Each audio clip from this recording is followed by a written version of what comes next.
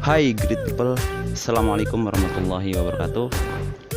Oke, ketemu lagi dengan saya di channel HR Milenial. Di video kali ini saya akan membahas tentang lanjutan how to be a great talent. Di video sebelumnya kita sudah membahas dua tema ya, tentang how to be a great talent, dimana untuk menjadi seorang atau talent yang memiliki personality yang great sehingga bisa menarik para pimpinan perusahaan atau HR ketika interview. Kemarin udah kita ulas, pertama kita harus punya karakter good attitude. Nah, setelah good attitude, yang kedua adalah responsible atau bertanggung jawab terhadap apa? Terhadap diri kita, terhadap lingkungan kita, terhadap profesi kita, terhadap apapun yang melekat pada diri kita. Di pembahasan kali ini masih ada kaitannya dengan poin yang kedua tentang responsible terhadap diri kita. Bagaimana sih kemudian kita bertanggung jawab terhadap diri kita, baik ketika kita belum mendapatkan pekerjaan atau terhadap pekerjaan yang sedang kita jalankan. Nih, menariknya, kalau kita memiliki rasa tanggung jawab yang tinggi terhadap profesi kita, terhadap apa yang kita lakukan, itu ternyata berdampak pada peningkatan persentase kesuksesan yang sangat luar biasa. Nah, di akhir video ini nanti saya ingin memberikan cuplikan dari Steve Jobs, bagaimana dia memberikan ulasan ketika seseorang bisa mencintai apa yang dia kerjakan. Ternyata dampaknya sangat luar biasa. Nah, mencintai apa yang kita lakukan, apa yang kita kerjakan, itu bagian daripada rasa tanggung jawab kita terhadap diri kita, terhadap profesi kita, terhadap apapun yang melekat pada diri kita. Dan pencapaian ketika kita melakukan dan kita mencintai apa yang kita lakukan, itu hasilnya sangat luar biasa. Misal, ketika kita sebagai seorang siswa atau mahasiswa, maka ketika kita bisa mencintai sepenuhnya apa yang kita lakukan sebagai seorang pelajar, maka hasilnya akan sangat luar biasa. Ketika kita belajar, kita mensyukuri dan menjalankannya secara maksimal, sehingga hasilnya pun akan maksimal. Kita akan merasa bersalah dan berdosa ketika kita punya kesempatan untuk belajar tapi tidak kita manfaatkan. Begitu juga di dalam karir, misalnya kita sudah bekerja. Mencintai apa yang kita kerjakan selain merupakan sebagai tanggung jawab kita, ternyata itu juga bisa dikatakan sebagai rasa syukur kita. Kenapa? Karena kita tahu tidak semua orang memiliki kesempatan seperti kesempatan yang sudah kita miliki, ya kan? Ketika kita sebagai pelajar, coba lihat, ada berapa banyak orang yang pengen duduk di bangku sekolah tapi dia tidak mampu, entah itu karena biaya atau karena lain sebagainya. Begitu juga ketika kita sebagai seorang pekerja, misalkan sekalipun sebagai seorang office boy ya, kita punya kesempatan itu dan bisa melakukan, maka kenapa kita nggak memilih mencintai apa yang kita kerjakan? Sedangkan di luar sana jutaan orang setiap hari pusing mencari pekerjaan, pusing mendapatkan penghasilan, pusing bagaimana mencukupi kehidupan dan keluarganya.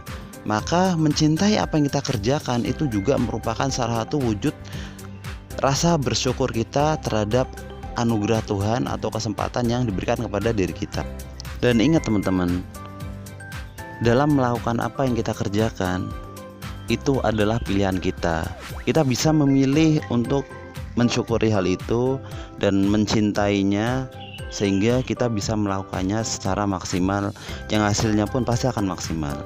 Begitu juga sebaliknya, kita bisa memilih untuk melakukannya setengah hati, banyak mengeluh dan tidak bersyukur ya, tidak totalitas. Yang efeknya adalah akan balik lagi ke kita sendiri.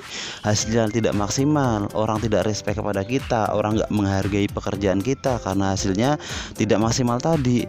Maka kenapa kita tidak memilih untuk mensyukuri hal tersebut dan menjalankannya secara maksimal sesuai dengan kemampuan yang kita miliki. Ada sebuah kisah menarik. Kisah ini saya ambil dari salah seorang GM ya, General Manager, yang dia share di postingan LinkedIn. Jadi ada seorang direktur itu biasanya dia datang agak siang. Kali ini kok tiba-tiba dia karena mau ada meeting sih, dia datangnya pagi. Pas dia datang pagi, dia melihat nggak seperti biasanya. Ada seorang office boy yang dia itu melakukan pekerjaannya dengan sangat luar biasa. Dia mengelap meja, mengelap ganggang pintu. Itu berbeda dengan office boy lainnya. Kata si direktur tadi, ini orang kok beda ya, ini ada sesuatu yang nggak beres sama orang ini. Hasil kerjanya juga beda meskipun dia seorang office boy. Cara menyapunya, mengepelnya benar-benar luar biasa. Dia melakukan pekerjaannya dengan sangat-sangat baik. Sehingga hal tersebut menarik sang direktur tadi, dan si office boy tadi akhirnya dipanggil ke ruang direktur. Karena penasaran sang direktur, kemudian ditanya tuh si office boy. Ditanya, kok kamu bekerjanya berbeda sih dengan teman-teman kamu? Teman kamu belum pada datang, kamu sudah datang duluan. Teman kamu ketika nyapu, ngepel, ngelap biasa aja, kamu kok sepertinya beda banget, detail, hasilnya bersih banget. Sebenarnya kamu ini lulusan SMA, SMP atau apa? Atau coba cerita deh. Ketika si office boy itu cerita, dia bilang, "Pak, ini adalah bagian dari rasa syukur kita. Sebenarnya saya S2 Pak, saya magister, dan IPK-nya pun cukup bagus, bisa dibilang di atas rata-rata." Terus kata si direktur tadi, loh, kenapa kamu jadi office boy?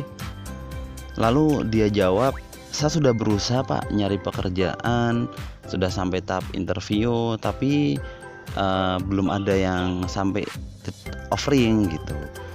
Jadi akhirnya saya memutuskan karena kebutuhan buat sehari-hari, untuk memenuhi kebutuhan keluarga, saya datang ke outsourcing dan menawarkan diri saya sebagai office boy, dan akhirnya diterima dan ditempatkan di kantor ini Pak. Itu kagetlah itu si direktur ya ketika mendengar cerita si office boy tadi. Dan singkat cerita, office boy tadi diangkat sama si direktur sebagai bisnis analis, tentu dengan probation. Hal yang bisa kita ambil pelajarannya teman-teman, bahwa tidak akan merugikan kita sedikit pun ketika kita melakukan pekerjaan kita dengan semaksimal yang kita bisa. Apapun pekerjaan tersebut, ingat Tuhan tidak pernah tidur, sehingga Dia bisa melihat, dan dengan caranya itu keajaiban apapun yang mungkin tidak pernah terlintas dan terfikirkan oleh kita, itu bisa jadi akan terjadi dan tercapai. Tinggal ya tadi, seberapa bersyukur sih kita dengan pekerjaan kita, seberapa cinta sih kita dengan pekerjaan kita. Di sini kita bisa mengambil pelajaran, si office boy tadi benar-benar sangat mensyukuri pekerjaannya meskipun dia S2 dan meskipun dia sebagai office boy, sehingga dia sangat mencintai pekerjaannya tadi. Dan akhirnya Tuhan kasih sebuah keajaiban ya, dengan diangkatnya si office boy tadi sama direktur jadi bisnis analis. Jadi seperti itu. Jadi mencintai pekerjaan teman-teman itu tidak pernah merugikan diri kita sedikit pun. Jangan pernah merasa ketika kita totalitas dalam bekerja seolah-olah ini untuk kebaikan perusahaan. Tidak. Yang kita berikan, kebaikan yang kita berikan kepada siapapun, itu pada hakikatnya nanti akan kembali ke kita. Jadi seperti itu. Jadi jangan sampai kita menyesal di kemudian hari karena tidak melakukan yang bisa kita lakukan secara maksimal. Ingat bahwa penyesalan itu bukan muncul saat kita gagal, bukan. Tapi ketika kita gagal dan kita tahu bahwa kegagalan itu karena kita tidak melakukan secara maksimal, disitulah penyesalan akan muncul. Oke, selamat menyimak video dari Steve Jobs yang saya putar di cuplikan terakhir video ini. Semoga bermanfaat. Terima kasih. Sampai ketemu di sesi selanjutnya. Don't lose.